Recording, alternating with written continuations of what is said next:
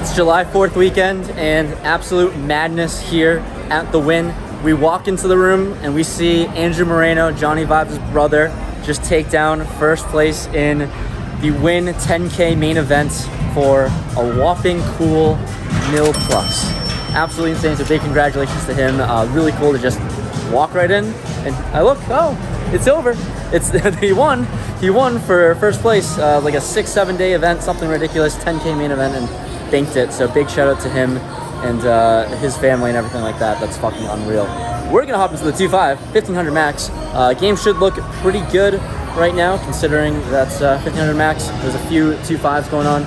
We might hop into the 5-10 if it opens up, but time to rebuild from last time. We're wearing the Luck Box merch, of course, so we can't lose this time. Wish us luck, we'll hop in there. Let's do it.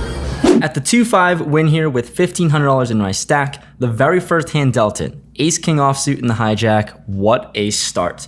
There's an early position player who bets out $15. I put in a raise to $50, and the player to my left makes the call. Everyone folds, and we're playing fairly deep, so let's go heads up to a flop of Ace 6-3 2 spades.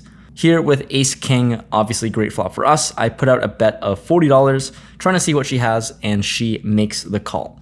The turn is the 7 of clubs, and now I think I can go one of two ways. There is one draw that got there with 4-5 for a straight, but shouldn't be too concerned about it in a 3-bet pot. I'm trying to target worse one pair Ace X holdings, so I size up to $225 this time. Trying to narrow her range, and she thinks about it before making the call. Now pretty obvious that she probably has an Ace X holding as well. Let's go to a river. The river, well, is another ace. So trips with the best kicker without a full house now. Wow, this is a dream spot. I look at her stack, she's got about $900 in there, and obviously I just want to get as much money in the middle as possible. If she does have a full house of some sort, then so be it. We're going to get stacked regardless. I announce a bet now, sizing up to $650. This may look like a draw that missed, or just never going to be folding against another ace.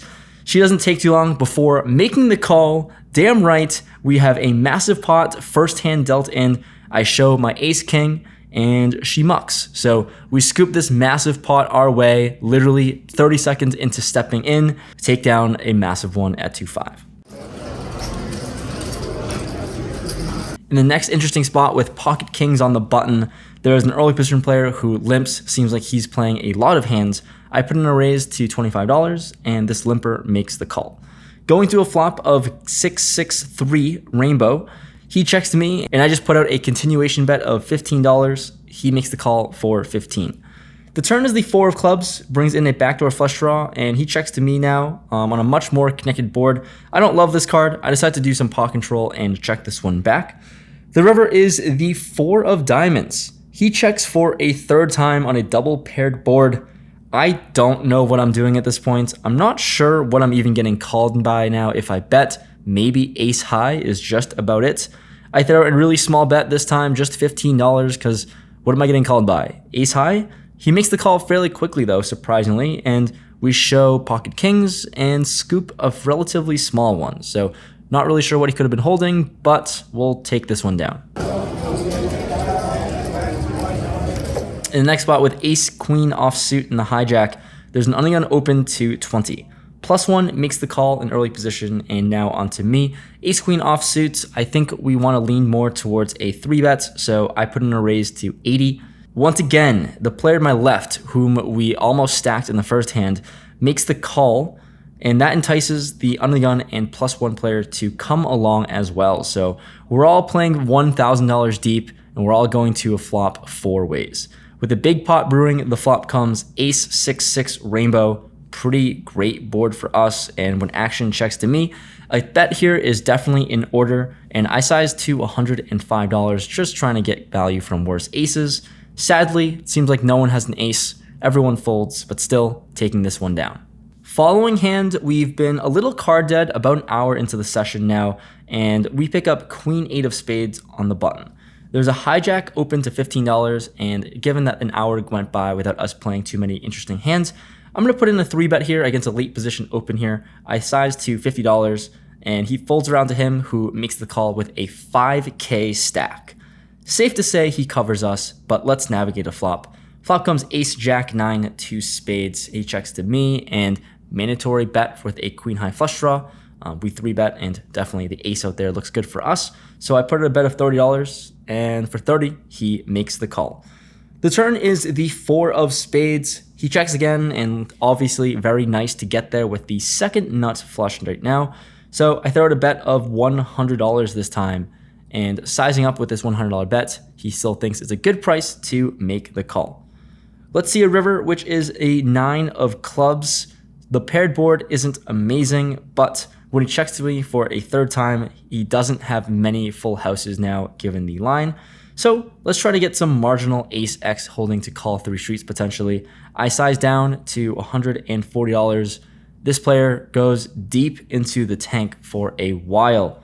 Sadly, we see a decision and it's a fold from him. So couldn't get 3 streets, but still things are going really smoothly on this table, taking down every pot so far. Next notable one with ace 5 of diamonds in under the gun. I raise it up to $20 and we get the cutoff to make the call.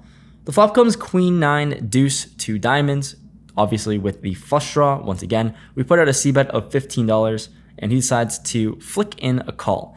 Flicking in the call didn't really seem like a strong move, but when the turn comes the queen of clubs, I don't think that this player has too many queens now, given he just looked really weak when he was calling my flop bets. So I size up to $65, want to apply some pressure on some 9x holdings or worse, and he makes the fold. So here, nice to pick up on a little bit of a tell and get this bluff through. This next hand is quite the doozy, so strap in everyone. We have pocket 7s under the gun. I raise it up to $20. We get the +1 player to call, the button, and big blind to my right makes the call. So 4 ways to a flop of 8-4 deuce rainbow. Action checks to me, and with second pair here, all things considered, not a bad board for us. I put in a continuation bet of $50 on this dry board. Action folds around to the big blind player, who decides to put in a check raise. This check raise sizing is to $125.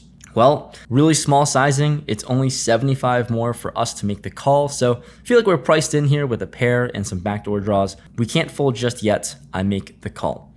The turn is a 9, and surprisingly, he does something weird and checks.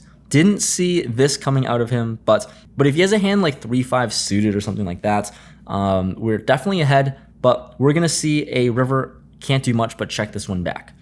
The river is a 10, so now we've got 4th pair and a dream, and even worse, he throws out $200.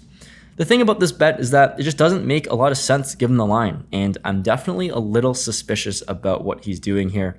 Calling down with 4th pair pocket 7s right now seems like a horrible decision, but he's repping so little. Maybe a hand like 10-8 would play this way. I feel like any set would continue betting on the turn, so after thinking about it for a long time, calling down seems like a horrible idea, and if we are somehow beat by an 8, I think we can get that hand to fold to a raise.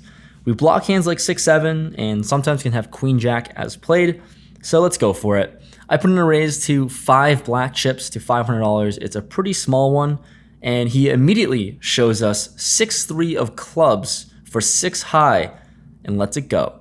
So nice to get this one through. It probably might have been a punt, but it worked out, so it wasn't a punt this time. After the doozy hand, we pick up ace queen of hearts in the hijack, this time playing 6-handed, so a little short. The undergun player or low jack player raises it up to $15. On to me, definitely gonna put in a 3-bet, and it's the 3rd time I'm 3-betting him tonight. I size to 50. Action folds to the big blind player, who makes the call for 50. And now back to the low jack player, who puts in a 4-ball. 4 balls it to $250. Having played with him so far this session, seems like a very solid player, and with the big blind calling, he seems more incentivized to be putting in a 4-bet light for a plenty of different reasons. But in position, my hand here is just a little too strong to fold, so I make the call for $250, and now the big blind player comes along as well. Let's go to a flop 3 ways, big pot brewing here, and we're playing very deep. The flop comes 8-4 deuce rainbow with 1 heart. Big blind checks. Undergun player puts out a bet of $225. Well, if I thought he was 4-betting light here, then this board definitely helps him a lot. He can have a lot of wheel ace X holdings that might have missed, sometimes can also have ace king that we can bluff out on later streets, and obviously all the combinations of value hands like overpairs in this spot. So even if he has a hand like ace 4 with a pair of 4s, there's definitely runouts that we can bluff on. So I make the call here with 2 overs and a backdoor heart draw. Other player gets out of the way. When the turn comes another 4, we don't love this one, feeling gross, and he throws out another bet of $425.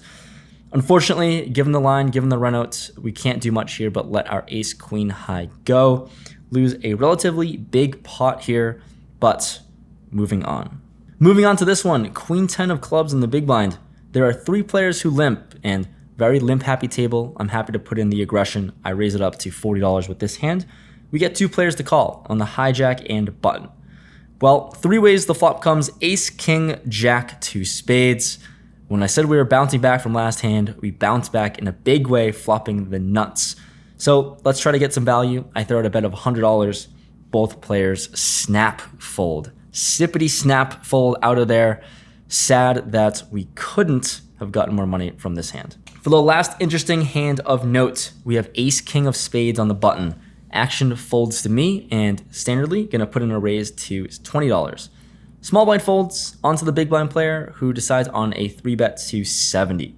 Here in position, it's a very easy spot to put in a 4-bet. Ranges are going to be super wide here, so I size to $200, expecting my hand to be good here a lot, or happy to get it in. This player doesn't take too long before making the call with about $1,000 behind in the stack, so with 1K effective, the flop comes 8-6-6 rainbow. He checks to me, and this board just never hits either of us in a 4-bet pot. So sometimes I can be ahead, sometimes I can be behind, but I decided to throw out a bet of $150 to protect ace king high. With this 150, he decides on a call. Let's see a turn, which is another 8. He checks for a second time, and again, this card is pretty much inconsequential. Although it is double paired, he has about $800 in his stack, and I think we can go either way with a jam or check. I prefer a jam better because we can sometimes fold out chops or even worse, pocket pairs sometimes. And at the very least, if he does have a hand like pocket jacks, pocket queens, or 10s, he's not going to fold, but we're never drawing dead on the river. So I go for it, trying to win this pot and take it down now. I jam, he snap calls. Oh no, that can't be good. But assuming we're never drawing dead, let's see a river. The river is another 6. So full house on the board, and he shows us pocket aces. Remember when I said we were never drawing dead? Seems like this was one of those times, sadly. The stack takes a pretty big hit after this one and after the last few hands, unfortunately, but this is when we wrap up the session. It's always a little frustrating, unfortunate to run really hot and then, you know, mini punt, not that big of a punt to be honest with the ace king, I don't think so, but whatever. Yeah, those 2 hands were pretty big and we still found a way to actually book a winning session. So all I can say is with the Luck Box merch, I don't know what it is about the shirt and the hat. We can't lose a session with it, at least not yet. But this one kind of certainly felt like one. We were in the game for 1,500. I think we're up as high as like 1,600 or something like that. I actually couldn't tell you. But those big hands happened when we left, cashing out for $15.82. We made $82. It's $2:30 right now. I've got another bracelet to online tournament to try to grind out tomorrow, so gonna get some rest. But thank you for watching this video. If you made it this far, always drop that like, subscribe buttons. Those are always very friendly and much appreciated. But I'll see you guys in the next one. Gotta keep on battling back.